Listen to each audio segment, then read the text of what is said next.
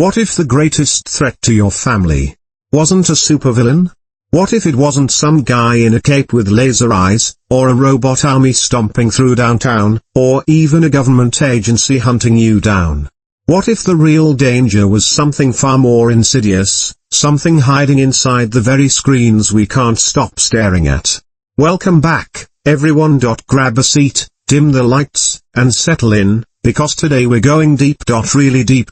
We're talking about a movie that waited 14 years to come out, a sequel that had more hype behind it than almost any animated film in modern history, and honestly, it mostly delivered. But more than that, it had things to say. Things that in 2018 felt timely, and honestly, as of today, feel even more relevant. Today's video is a full, comprehensive breakdown of Pixar's Incredibles 2, and I mean full. We're going scene by scene, theme by theme, character by character. We're talking about what works, what doesn't, what Brad Bird was trying to say underneath all the superhero action, and why this movie about a family of superhumans is really a movie about us. Now, I have to warn you right up front, this video contains complete spoilers for Incredibles 2. Every twist. Every reveal. Every quiet emotional moment and every jaw-dropping action sequence. If you haven't seen it and you want to go in fresh, bookmark this video, go watch the movie, and come back. I'll be here. But if you're ready to go deep, if you want to understand this film on a level beyond yet was fun, then buckle up. Because we've got a lot of ground to cover. Let's talk about Incredibles 2. Part 2, Movie Overview. Release, Director, Cast, Context, Expectations. Incredibles 2 was released on June 15, 2018, by Pixar Animation Studios and Walt Disney Pictures. It was written and directed by Brad Bird, the same man behind the original 2004 masterpiece, as well as Ratatouille, The Iron Giant, and Mission Impossible, Ghost Protocol. This guy is simply one of the most thoughtful, confident filmmakers working in any genre, animated or otherwise. The main voice cast returned in full. Craig T. Nelson reprises his role as Bob Parr, A.K.A. Mr. Incredible. Holly Hunter is back as Helen Parr, A.K.A. Elastigirl. Sarah Vowell returns as Teenage Violet, and Huck Milner steps in as Young Dash, replacing Spencer Fox from the original. Samuel L. Jackson is back as Lucius Best, A.K.A. Frozone, and look, any movie with Sam Jackson is better for it. And of course, Brad Bird himself returns as the beloved, scene-stealing fashion designer and superhero enthusiast, Edna Mode. The film runs approximately 118 minutes, nearly 2 hours, and it was produced on a budget of roughly $200 million. At the box office, it was an absolute monster. Incredibles 2 earned over $1.24 billion worldwide, making it the highest-grossing animated film of 2018 and, at the time of its release, the second highest-grossing animated film of all time. The numbers don't lie, audiences were starving for this movie. And that's really important context, because the weight of expectation sitting on Incredibles 2 was enormous. The original film from 2004 isn't just beloved, it's considered one of Pixar's greatest achievements. It won 2 Academy Awards, including Best Animated Feature. Critics adored it. Audiences adored it. And in those 14 years between films, the cultural footprint of The Incredibles only grew. An entire generation of kids who watched the first movie on DVD grew up, went to college, started careers, and were now watching the sequel as young adults. That's a rare and fascinating dynamic. The audience aged 14 years. The characters did not. When Incredibles 2 picks up, it's literally the very next second after the first film ended. The Underminer is right there, tunneling up through the parking lot, and the Parr family is ready to fight. Brad Bird's decision to pick up immediately from that cliffhanger was bold. It told the audience, we're not doing a time skip. We're not fast-forwarding through anything. We're trusting you to remember where we left off, and we're trusting ourselves to earn this sequel. Now, did he earn it? For the most part, yes. But let's not get ahead of ourselves. Let's start at the beginning. Part 3, full story breakdown, chronological, scene by scene, every major and minor plot point. Opening battle, the Underminer. The film opens exactly where the first one ended, the Parr family in a parking lot, the Underminer emerging from the ground in his ridiculous drill machine, threatening to drill through the city's foundations. The whole family springs into action. Bob, Mr. Incredible, and Lucius, Frozone, chase the machine while Helen, Elastigirl, Violet, and Dash try to manage the chaos on the ground. It's an electric opening sequence. Immediately you're reminded of the kinetic energy Brad Bird brings to action. There's spatial clarity, humor, and genuine stakes all woven together. Dash is zooming around. Violet is throwing force fields. Bob is getting punched through buildings. And Helen is doing that thing she does, being criminally underrated as a superhero while simultaneously being the most competent person in the room. But here's the thing about this opening battle, it ends in failure. The Underminer gets away. The Citibank vault is destroyed, money is gone, property damage is everywhere, and the Parr family is left standing in the rubble with nothing to show for it. The police show up not to thank them, but to remind them, supers are still illegal. You shouldn't have done this. It's a pointed, almost satirical opening. The heroes tried to help. The city is worse off. And the law treats them like criminals. Brad Bird isn't subtly setting up themes here, he's splashing them on the screen from minute one. Good intentions don't equal good outcomes. The legal system doesn't reward heroism. And the public's relationship with power is complicated. The DivTech proposal. Following the disaster, Rick Dicker, the government agent who's been quietly protecting the Parr family for years, calls them into a meeting. It's a sober scene. Rick is retiring. The superhero relocation program is being shut down. The government is pulling the last of its support. The Parrs are on their own. They move into a motel. It's cramped, sad, and a little humiliating for a family that once had a beautiful suburban home. And then a limousine pulls up. Inside, Winston Deavor, voiced by Bob Odenkirk, and his sister Evelyn Deavor, voiced by Catherine Keener. Winston is the charismatic, optimistic CEO of a massive corporation called DivTech. He's a superhero superfan, the kind of guy who has autographed memorabilia and knows everyone's aliases. His sister Evelyn is the tech genius behind the company, quieter, more sardonic, clearly the brains. Winston lays out his plan. He wants to bring supers back into public acceptance. He wants to legalize superheroism again. And to do that, he's proposing a PR campaign, put a superhero back in the spotlight, capture the heroism on camera, through tiny cameras in the suit, and change public opinion by showing people why they need supers. His choice for the first hero of this campaign? Not Mr. Incredible. Elastigirl. And this is where the movie's central domestic tension begins. The role reversal, Elastigirl goes to work.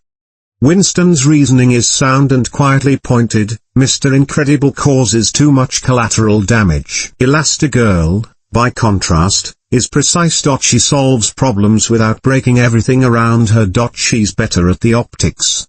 Bob Parr, to his credit, agrees. He tells Helen she should take the job. But you can see something in his face. A flicker of wounded pride. He's Mr. Incredible.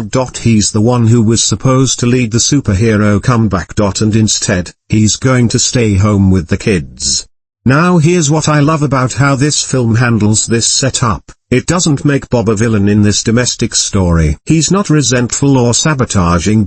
He genuinely wants Helen to succeed. But he's also genuinely struggling. And that struggle is real. Because staying home with 3 kids while your wife goes off to do the exciting, meaningful thing is hard. Even when you love your kids. Even when you're proud of your wife. It's just hard.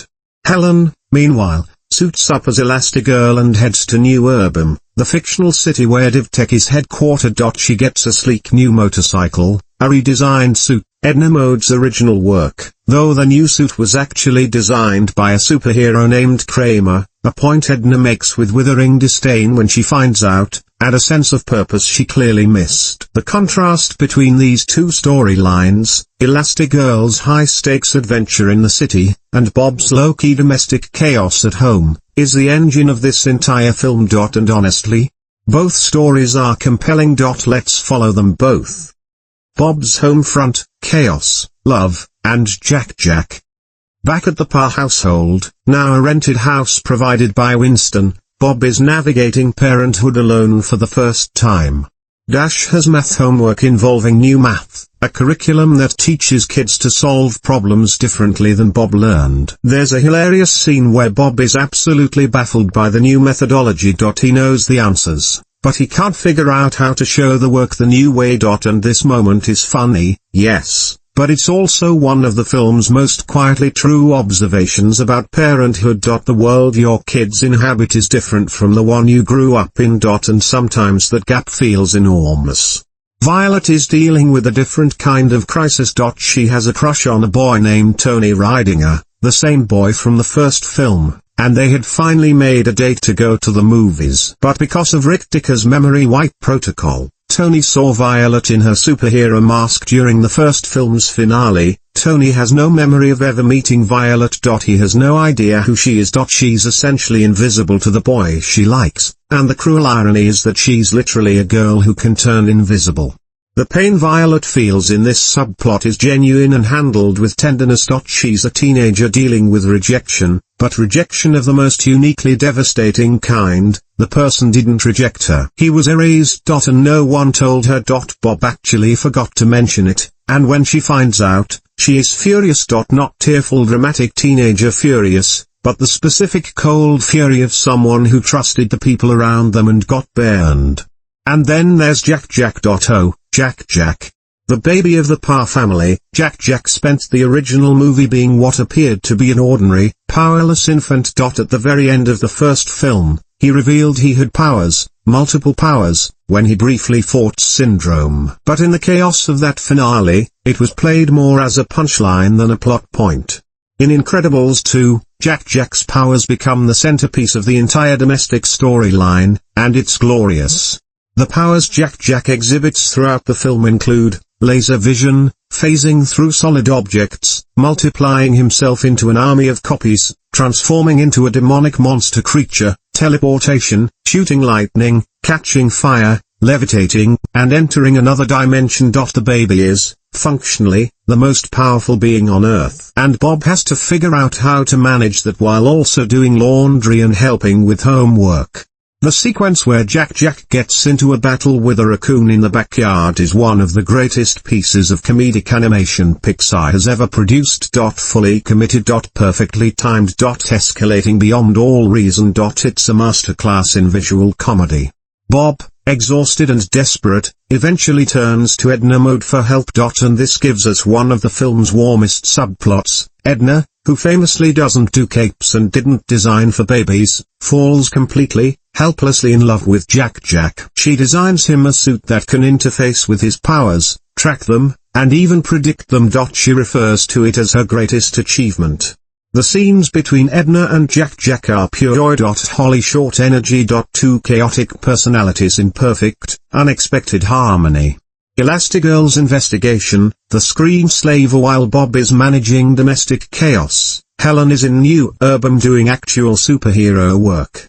Her first mission involves a runaway monorail, a disaster that's been triggered by someone remotely hijacking the train's controls. Helen saves the day in spectacular fashion, using her body to create a parachute drag, a buffer, a bridge. She is simply incredible to watch in action. This sequence is one of the best Elastigirl moments in either film, and it instantly reminds you why she was the right choice for this mission. The footage is captured, Winston's PR campaign is working, and suddenly Elastigirl is front page news again. People are excited. The tide of public opinion is turning. But then, the screenslaver. Someone calling themselves the screenslaver begins broadcasting hypnotic signals through television screens. They're hacking into broadcast signals, using flashing patterns to hypnotize people, and their manifesto, broadcast on live television, is chilling. Their message is essentially this: you've outsourced your heroism to supers. You watch screens instead of living. You've become passive, dependent, and weak. And Elastigirl's return will only make it worse. It's a genuinely unsettling villain monologue. Not because it's wrong, exactly, but because parts of it land with uncomfortable truth. Helen investigates and eventually tracks the screenslaver's signal to an apartment. She crashes through the ceiling, because of course she does, fights the screenslaver in tight, claustrophobic quarters, and eventually captures him. The guy is unmasked, and he's just a pizza delivery man. No dramatic backstory. No particular malice. Just a guy who apparently stumbled into villainy. Something about this doesn't sit right with Helen. It's too easy. Too clean. And that nagging feeling is correct. Because here's the twist, and it's a good one. The real screenslaver is Winston Deavor. The reveal, Evelyn's true agenda. Winston Deavor was the screenslaver all along. Here's her backstory. When Evelyn and Winston were children, their father was killed during a home robbery. He had called 2 superheroes for help, but by that point, supers had already been made illegal, and neither of them came. He died waiting for help that never arrived. Winston processed this tragedy by idolizing supers, blaming the law that made them illegal. Evelyn processed it differently. She blamed her father. For depending on supers instead of protecting himself. For outsourcing his safety to someone else. Evelyn's entire philosophy stems from that childhood wound. People who depend on others to save them will never save themselves. Supers don't liberate humanity. They make humanity weaker. She wasn't trying to bring supers back. She was setting a trap. By attaching hypnotic lenses to the goggles of multiple world leaders during a massive summit event, Evelyn is planning to use Elastigirl, the most trusted face of the superhero comeback, to hypnotize the most powerful people in the world and then have the hypnotized supers attack them. The disaster will end any hope of legalizing superheroes forever. And to keep Helen out of the way, Evelyn slaps hypnotic goggles on her too. Elastigirl is compromised. This is the midpoint reversal of the film, and it recontextualizes everything we've seen. Every moment of Winston's warmth and enthusiasm was real. He genuinely believes in supers. But Evelyn was always running a parallel, darker operation underneath her brother's idealism. The company is named DivTech. Evelyn's last name is Deavor. Say it out loud, do evil. The film has been leaving breadcrumbs the whole time. The kids save the day, and Jack saves everyone. While all of this is happening, Bob has been watching the Elastigirl news coverage with growing unease. And then Violet notices something. The goggles that government agents showed up to collect, Elastigirl's old goggles, which had been fitted with the screenslaver's hypnotic lenses, they were the same design as DivTech goggles. The family is putting the pieces together. Winston is also figuring it out. And then the hypnotized supers attack the ship where the World Summit is happening, and chaos breaks loose.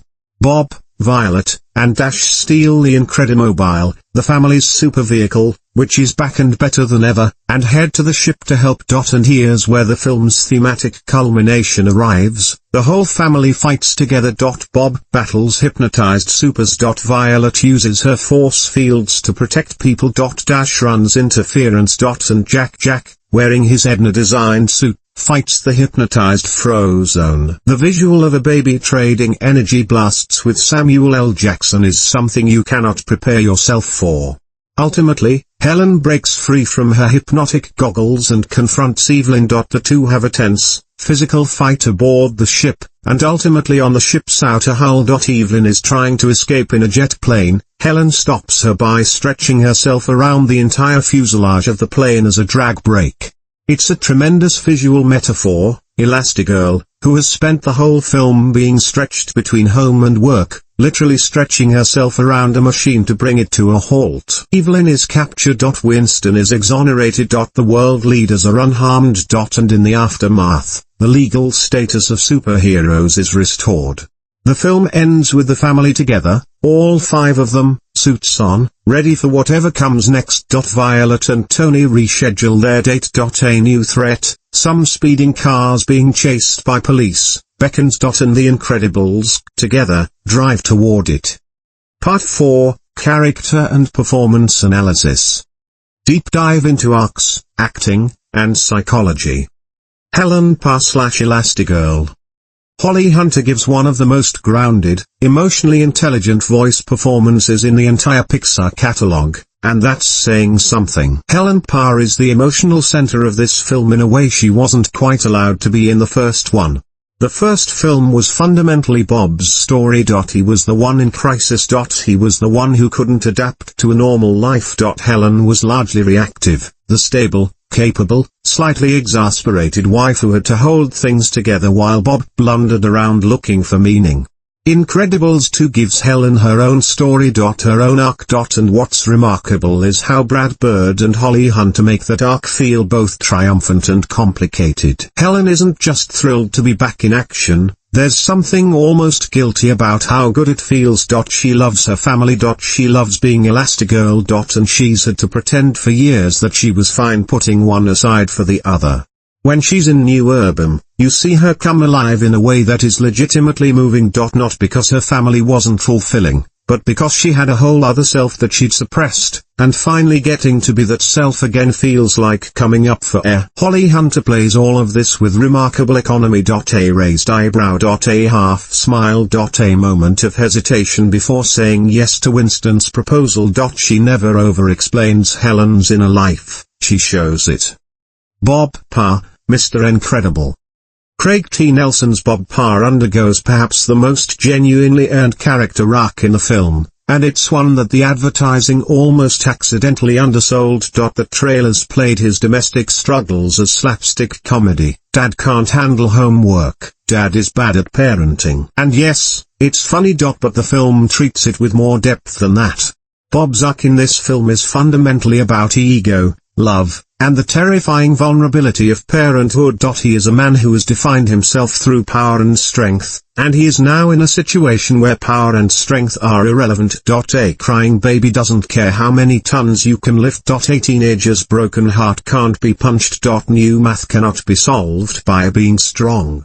And Brad Bird is smart enough to show us Bob failing in these scenarios before he figures it out. There's a scene late in the film where Bob, sleep-deprived and borderline delirious, calls Helen and breaks down a little. He admits he finds it hard. He admits he misses her. He admits he wants her to succeed, but he also needs her. It's a beautifully real moment, the kind of emotional honesty that big strong characters rarely get in superhero movies. Craig T. Nelson brings tremendous warmth to this performance. Bob is never quite as funny as the film wants him to be when it's playing him pure slapstick. But in his quieter moments, in his interactions with his kids, in the vulnerability underneath the bravado, Craig T. Nelson is doing beautiful work. Violet Parr.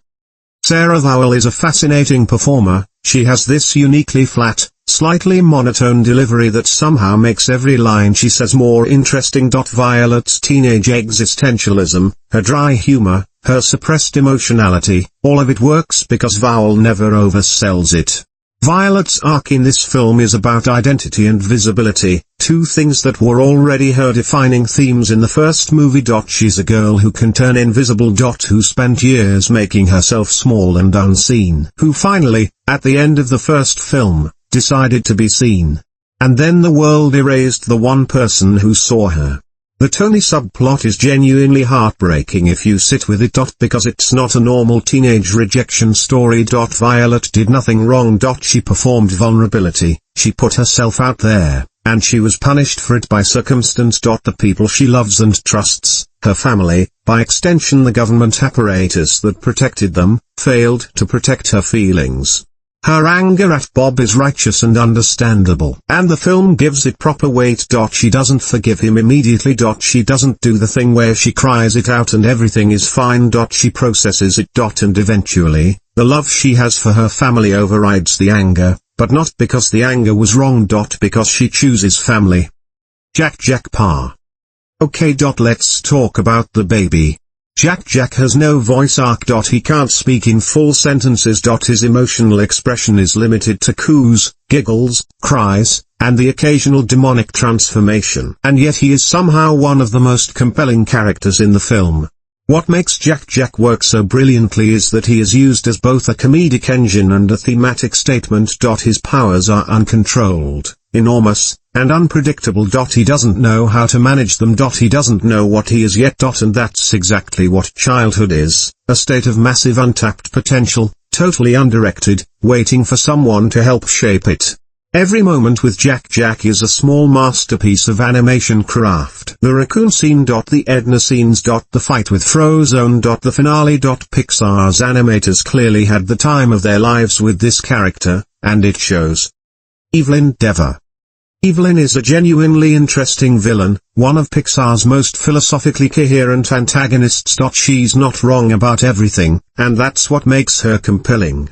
Her central argument, that people who depend on others to save them become passive and vulnerable, is defensible. There is something troubling about a society that offloads responsibility for its own safety to a class of superhuman beings. The first movie made this point too, through the syndrome lens. If everyone is super, no one will be. Syndrome democratized power. Evelyn takes the inverse approach, remove the superclass entirely, force people to be responsible for themselves. But here's where Evelyn goes wrong, and where Catherine Keener's cold, controlled performance is so effective. Evelyn doesn't really believe in the people she claims to want to empower. She thinks humans are lazy and dependent by nature. She's not trying to liberate anyone, she's punishing everyone for her father's death. Her ideology is grief dressed up as philosophy. The name Deavor, do evil, is a little on the nose, honestly. And her reveal comes a bit abruptly, without quite enough setup to feel fully earned. This is one of the film's genuine weaknesses, and we'll get to that. But as a character, she has more to offer than a typical Pixar villain. Winston Deavor. Winston, Bob Odenkirk, absolutely born to play enthusiastic idealists, is genuinely warm and genuinely used. His character functions as the film's optimist, the person who believes that good PR can change the world. And the film neither fully endorses nor condemns this belief. Winston's methods are surface level, image-driven, and slightly naive. But his love for supers is real. His desire to do right by them is sincere. Odenkirk brings natural charisma and likability to Winston, which is important, because if Winston were bland or corporate, the twist involving Evelyn wouldn't land. We need to believe that a good man was completely blindsided by the person closest to him. Frozone/Lucius Best. Samuel L. Jackson is barely in this movie, and somehow every single one of his scenes is a highlight. Frozone exists partly as comic relief. His off-screen wife, Honey, remains iconic, partly as Bob's sounding board, and partly as a genuinely cool superhero who gets to do genuinely cool things. His hypnotized battle against Jack Jack is peak cinema. I will die on that hill. Edna mode. Brad Bird voices Edna himself, which is the correct decision always. Edna mode is genuinely one of Pixar's greatest character creations, a woman who is deeply funny, deeply eccentric, and yet entirely confident and purposeful in a way that most characters in animated films are not. Her scenes with Jack Jack represent something pure, two beings recognizing genius in each other. Jack Jack can do everything. Edna can make something for everyone. They're perfectly matched. Part 5, Themes, Symbolism and Subtext. Hidden meanings, metaphors, social messages. The screen as mediator. The film's central villain, the screenslaver, is named for a medium. Screens. And in 2018, when this film was released, the cultural conversation around screen addiction, social media, and passive consumption was already fully underway. Evelyn's manifesto speech is essentially a remix of dozens of essays written in those years about how technology numbs us, makes us spectators in our own lives, and trains us to watch rather than act. You don't talk, you watch talk shows. You don't play games, you watch game shows. Travel, relationships, risk. Every meaningful experience must be packaged and delivered to you to watch at a safe distance. This monologue hit differently in 2018, and in 2026, with the landscape of social media, streaming, and short-form video having evolved even further. It hits like a freight train. Brad Bird wasn't making a timely statement. He was making a timeless one. The irony, of course, is that this message about passive screen consumption is delivered in a movie, on a screen, to an audience sitting passively in a dark theater. Brad Bird is aware of this paradox. He's not exempting cinema from the critique. He's asking whether this kind of screen experience, communal, attentive, emotionally engaging, is different from the zombie-like hypnosis that the screenslaver represents. Gender roles and the domestic divide. The film's central structural choice, Elastigirl goes to work, Mr. Incredible stays home, is a direct, intentional, and sophisticated engagement with the question of gender roles and domestic labor. In 2018, this felt radical for a major animated blockbuster. You have a superhero movie where the most capable, effective, publicly celebrated hero is a woman, and the male hero's arc is learning to do emotional labor and domestic work. And crucially, the film doesn't condescend in either direction. It doesn't mock Bob for struggling. It doesn't make Helen feel guilty for succeeding. It presents both experiences with empathy. There's a line of dialogue early in the film where Bob tells Helen, "You've always been stronger than me." It's said simply, without resentment, and you believe it. It's one of those moments where a film slips a genuinely progressive statement into a blockbuster without turning it into a lecture. Identity and legitimacy. The film is deeply concerned with whether supers have a right to exist. Not in the sense of survival, but in the sense of public legitimacy. Do they deserve to be trusted? To be celebrated? To operate openly? This maps onto real debates about institutional power. Police, military, corporations, entities with extraordinary power that the public simultaneously needs, fears, and debates the oversight of. Who watches the watchman? The film doesn't give a clean answer, because there isn't one. It ends with the legal status of supers being restored, but the tension that Evelyn's manifesto articulated doesn't go away. Parenting as heroism. Perhaps the film's deepest and most consistent theme is the invisible heroism of parenting. Bob's struggles at home are played as comedy, but they're also framed as genuinely heroic. Managing a child with uncontrollable powers. Supporting your teenager through heartbreak. Staying up all night with a baby. These things are hard. And our culture often doesn't treat them as worthy of the same respect as visible, public achievement. When Bob finally puts Jack to sleep, after the whole raccoon incident and the whole ordeal, and lies there exhausted on the kitchen floor, there's no victory fanfare. No one claps. But the film treats it as a genuine triumph. It took everything he had. The danger of relying on heroes. Evelyn's position, that society is weakened by its reliance on exceptional individuals, is the film's most philosophically interesting idea, even if the film ultimately rejects it in practice. Because the Parrs do save the day. The heroes are necessary. But the film is careful not to present this as a complete refutation of Evelyn's argument. Maybe the lesson isn't we don't need heroes or we always need heroes. Maybe it's something more nuanced. The relationship between exceptional individuals and the society they serve needs to be honest, mutual, and accountable. Not worship. Not rejection. Dialogue. Foreshadowing, the DivTech logo. The DivTech goggles that appear throughout the film, used by security personnel, given to world leaders, worn by various DivTech employees, are the film's central piece of foreshadowing. They're present in almost every scene set in the DivTech world, quietly visible, never called out. And when the reveal comes, and you realize those goggles were always the weapon, you mentally scroll back through the film and realize they were hiding in plain sight the whole time. It's elegant construction. The kind of detail that rewards a rewatch. Part 6, Technical and Artistic Review. Direction, Animation, Music, Sound Design. Direction, Brad Bird. Brad Bird remains one of the most assured directors working in any format. What distinguishes him isn't just his visual sense, extraordinary, or his storytelling instincts, excellent, it's his respect for his audience. Brad Bird has never made a movie that talks down to you. Not even when the audience is technically children. His direction here is confident and kinetic without being. The action sequences have spatial clarity, you always know where everyone is, what they're trying to do, and what the stakes are. This sounds like a low bar, but in an era of superhero filmmaking defined by muddy editing and incoherent geography, it's a genuine virtue. The tone management throughout the film is also remarkable. Incredibles 2 is simultaneously a satire of superhero media, a domestic comedy, a thriller, an action film, and an emotional family drama. Most directors would let one of those modes collapse the others. Bird keeps them all in the air. Animation, Pixar at its peak.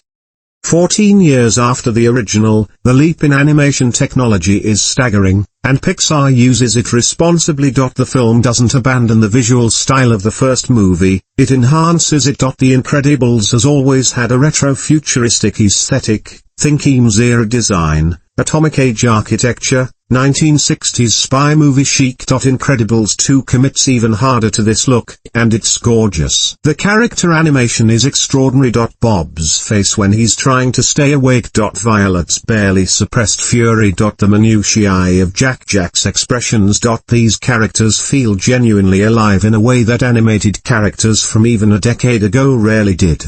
The standout animation achievement in the film, for my money, is the Elastigirl motorcycle sequence. Helen riding a custom motorcycle through New Urban at night, stretching her body through traffic, bouncing off walls, reforming mid-air. It's a sequence that showcases exactly what animation can do that live action cannot. It's not just impressive technically, it's beautiful. There's a sculptural quality to Elastigirl's stretched forms that is genuinely artful.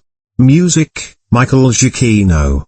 Michael Giacchino's score for the first Incredibles is one of the great superhero film scores, a big, brassy, John Barry meets Lalo Schifrin masterpiece of spy movie cool. For Incredibles 2, Giacchino returns and does something smart. He doesn't try to top what he already did. He expands on it.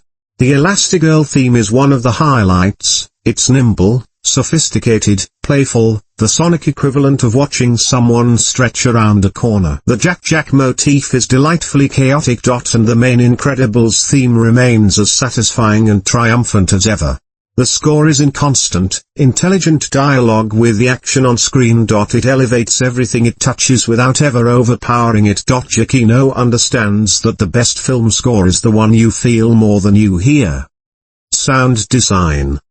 Often overlooked in animated films, sound design in Incredibles 2 is a major part of what makes the action sequences feel genuinely impactful. Jack's powers each have distinct, carefully designed sounds. His laser eyes have a different quality than his lightning, which sounds different from his dimensional phasing. Elastigirl's body has a consistent, satisfying thwomp and stretch quality that grounds her physics in tactile reality. The screenslaver sequences have a deliberately disorienting sound design. The hypnotic signals are orally as well as visually unsettling, which is smart filmmaking. Engaging the audience's anxiety through sound as well as image. Editing. The film's editing is clean and purposeful. Editor Stephen Schaffer does excellent work managing the film's dual plot lines. The intercutting between Helen's adventure and Bob's domestic life is handled with rhythm and intelligence. The cuts are never random, they come at moments that create ironic contrast or emotional resonance between the two storylines. There's one edit in particular I love. Bob, exhausted, finally puts Jack to sleep and collapses on the floor in relief. Cut to Helen, in New Urban, similarly exhausted after a major fight, lying flat on her back. Same body language. Same emotional state. Two different kinds of heroism, explicitly equated. Standout sequences. 1. The Elastigirl motorcycle chase, already mentioned above, but worth emphasizing. This is the action highlight of the film. Beautifully choreographed, visually inventive, emotionally grounded in Helen's character. 2.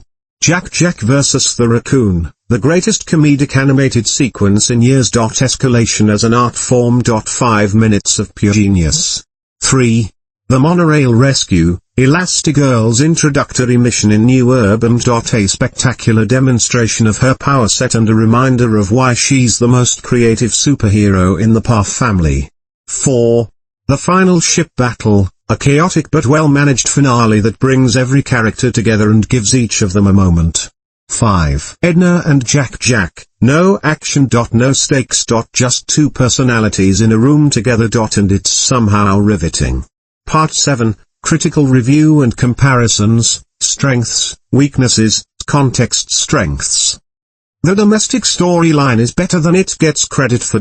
A lot of reviewers in 2018 treated Bob's home arc as the inferior B-plot to Helen's adventure. I'd argue that's backwards. Bob's storyline is where the film's emotional core lives. It's where the themes are most honestly engaged. And Craig T. Nelson's performance is quietly magnificent. Elastigirl is a great protagonist. The decision to center the adventure storyline on Helen rather than Bob was bold and correct. Elastigirl is more interesting to watch in action. Her powers require creativity and ingenuity rather than brute force. She thinks her way through problems. And Holly Hunter is terrific. The animation is in a class by itself. Even among Pixar films, Incredibles 2 is a visual masterpiece. Every frame is considered, beautiful, and true to its aesthetic vision. The music is excellent. Michael Giacchino hasn't missed a step. The comedy is genuinely funny. Not animated movie funny. Actually, legitimately funny in ways that work for adults as much as kids. The themes are substantive. For a summer blockbuster animated movie marketed largely to children, Incredibles 2 is engaging with real ideas about gender, heroism, technology, and dependency. That's rare. That's valuable. That's Brad Bird. Weaknesses. The villain reveal is undercooked. This is the film's most significant flaw. Evelyn Deavor's reveal as the screenslaver is telegraphed early if you're paying attention. Her brother is named Winston, she's Evelyn, the name is Do Evil split differently, but more importantly, there isn't enough of her on screen before the reveal to make the betrayal feel genuinely earned. We spend most of the film with Winston, not Evelyn. And when she's on screen, she reads as cool and slightly sardonic, not as a woman nursing a philosophy of vengeance. The pivot from tech genius to ideological supervillain happens too fast, and the film doesn't quite give you enough of her emotional interior to understand how she got there. Compare this to Syndrome. In the first film, we see young Buddy Pine rejected by his hero. We feel the wow. We watch it calcify into resentment and then into evil. That journey is fully dramatized. Evelyn's is explained in retrospect.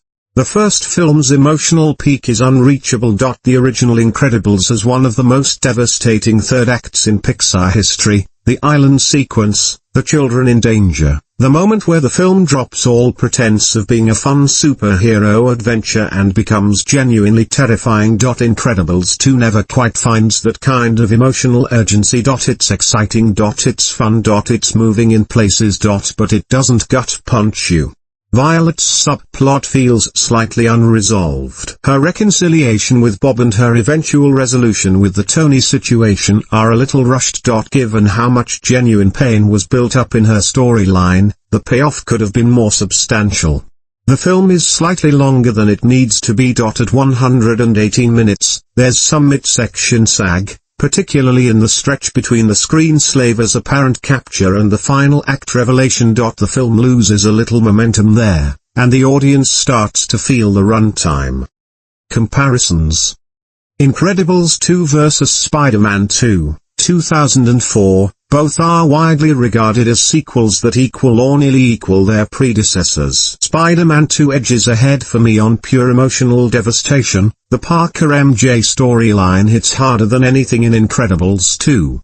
But Brad Bird's world-building and thematic ambition might have the edge.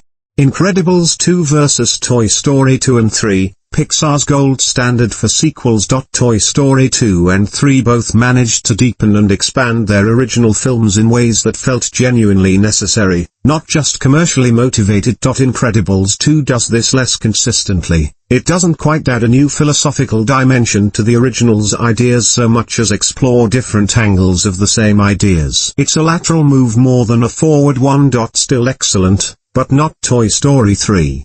Incredibles 2 vs. Black Panther, 2018, both films released in 2018 and both engaged seriously with questions of power, identity, and responsibility. Black Panther's villain, Killmonger, is more fully realized than Evelyn Deavor, and the film's thematic argument is more dramatically staged. But Incredibles 2 is more committed to its aesthetic vision and arguably more elegant as pure filmmaking.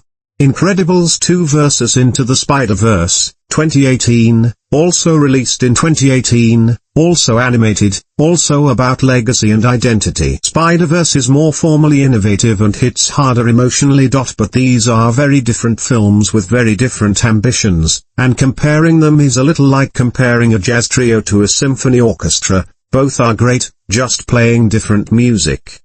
Part 8, Final Verdict and Ending. Overall message, impact, who it's for, rating.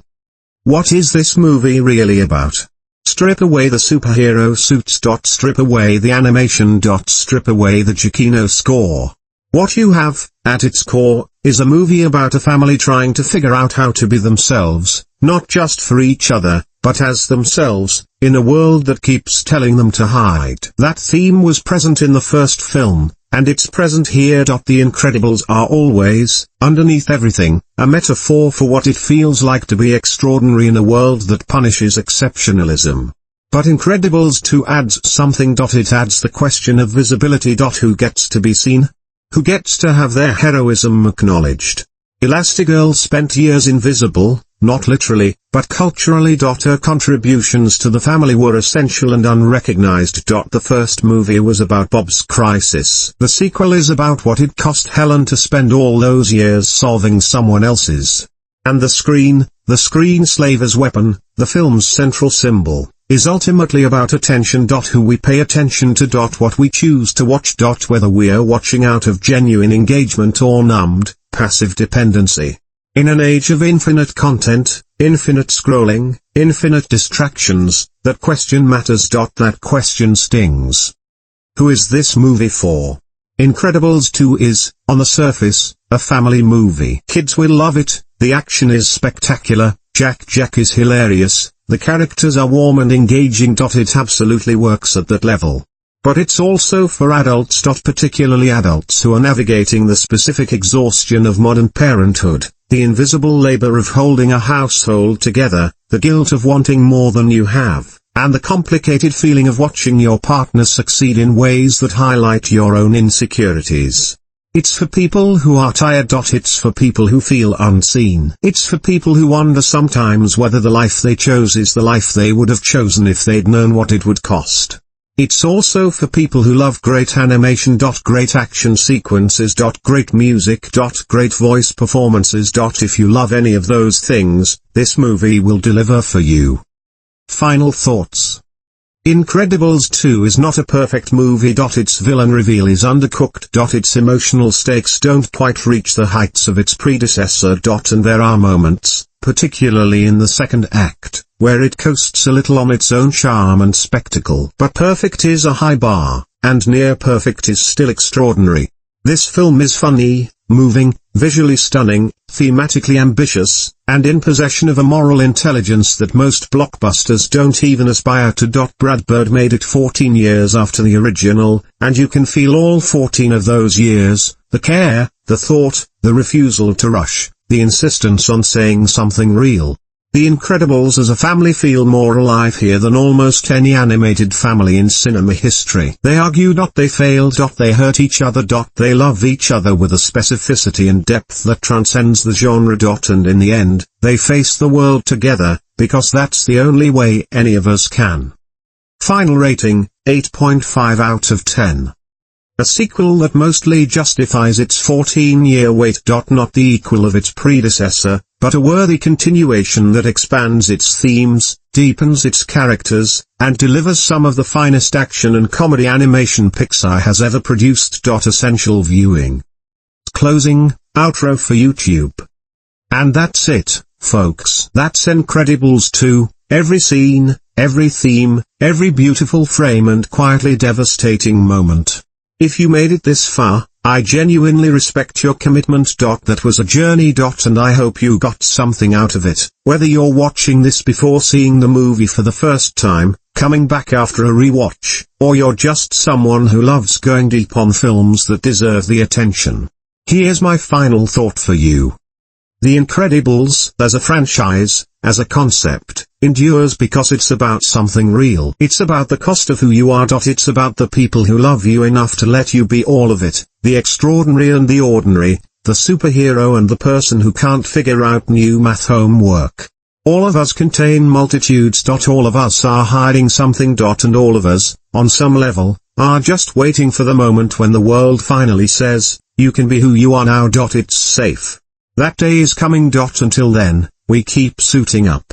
Thanks for watching. If you enjoyed this, hit subscribe, leave a comment telling me which Incredibles character you think you'd be, and I'll see you in the next one. Stay incredible.